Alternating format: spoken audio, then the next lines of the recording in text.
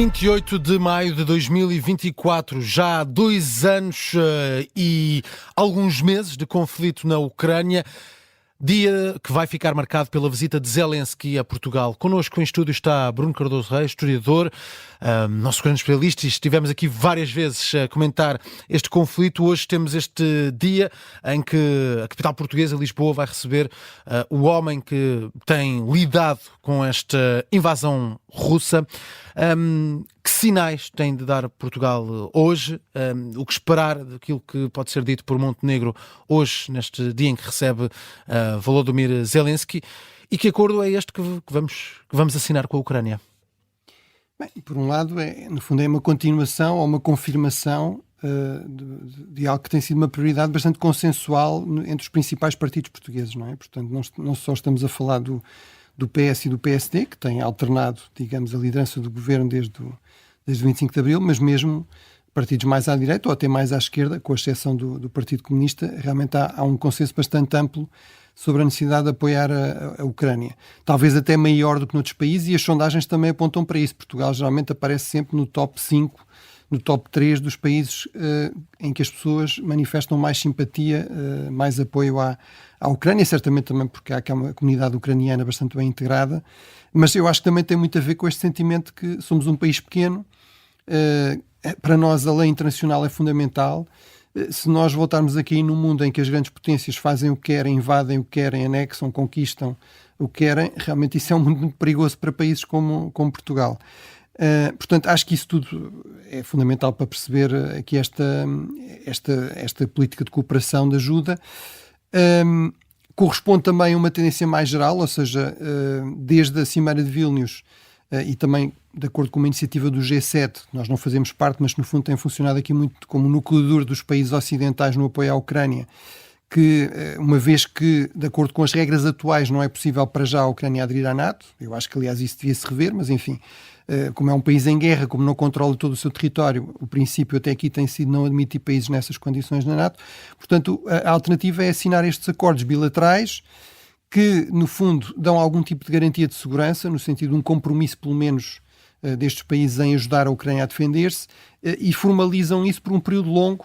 Geralmente o padrão que tem estado a ser seguido é de 10 anos, ou seja, no fundo também passar aqui esta mensagem, quer aos ucranianos, quer aos russos, quer a Putin, de que realmente os países europeus percebem que a luta da Ucrânia não é uma luta só pela Ucrânia, é uma luta pela defesa da liberdade e da paz na Europa, que é fundamental deter ali o expansionismo russo, senão ele pode tornar-se perigoso noutras partes da Europa, e portanto isso significa que estes países têm de continuar, os países europeus têm realmente de continuar a apoiar a Ucrânia no longo prazo, e portanto que a Rússia não pode esperar aquilo que claramente está à espera, que é que os países europeus, que os países ocidentais se cansem do apoio à Ucrânia e deixem cair a Ucrânia em breve. Mas não vamos ter um acordo muito semelhante ao que aconteceu em Espanha, com 1.100 milhões de ajuda, incluindo ajuda militar. Isso não é de esperar naquilo que vai ser assinado com Montenegro.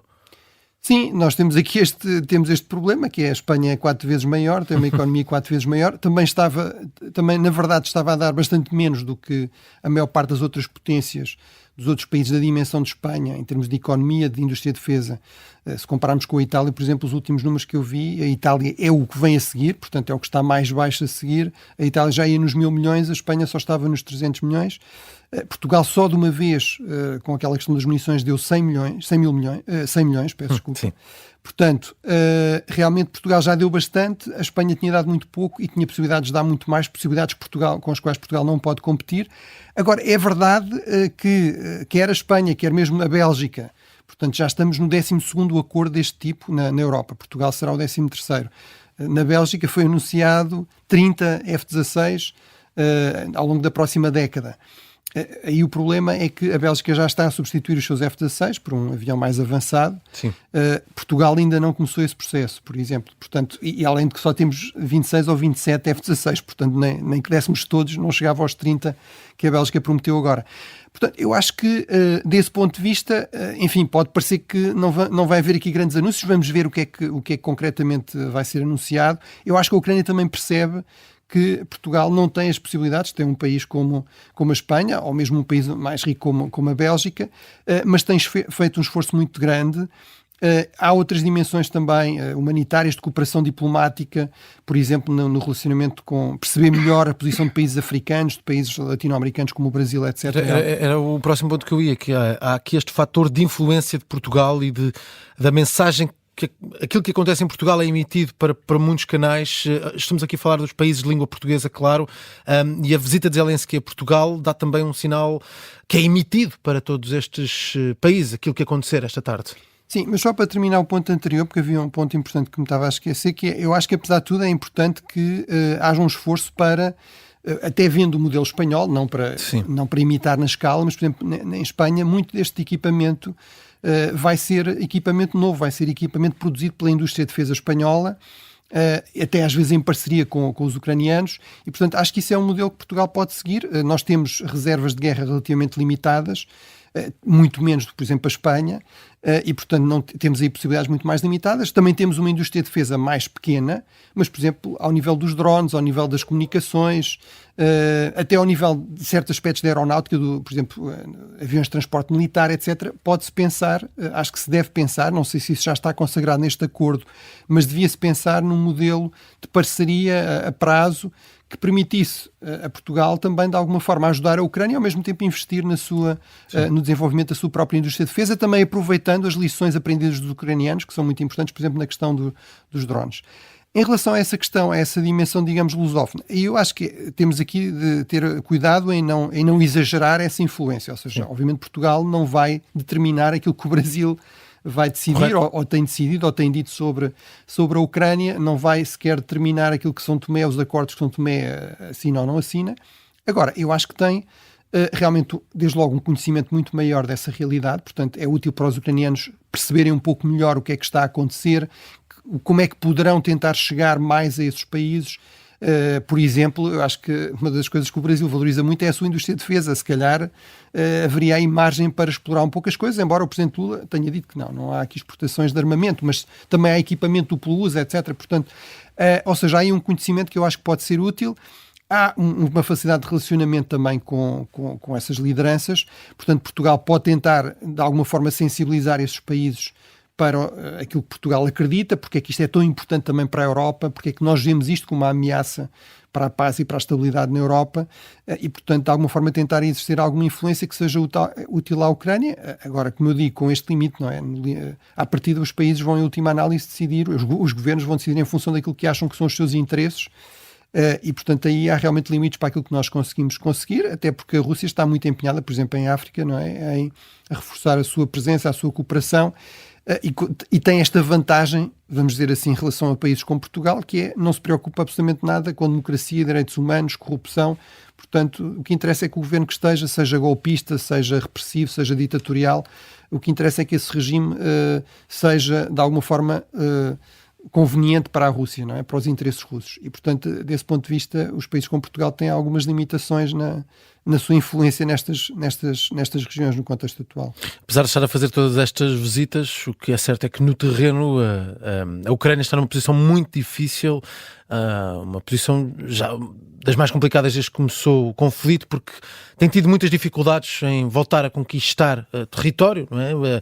A recuperar esse território, vamos dizer assim, à Rússia. A Rússia tem tido alguns avanços nos últimos meses. Este périplo que Zelensky está a fazer, esta ronda de apoios que tem recebido também ao longo das últimas semanas, é importante para conseguir mais uma contraofensiva, ou pelo menos garantir aquilo que é a defesa das suas principais cidades?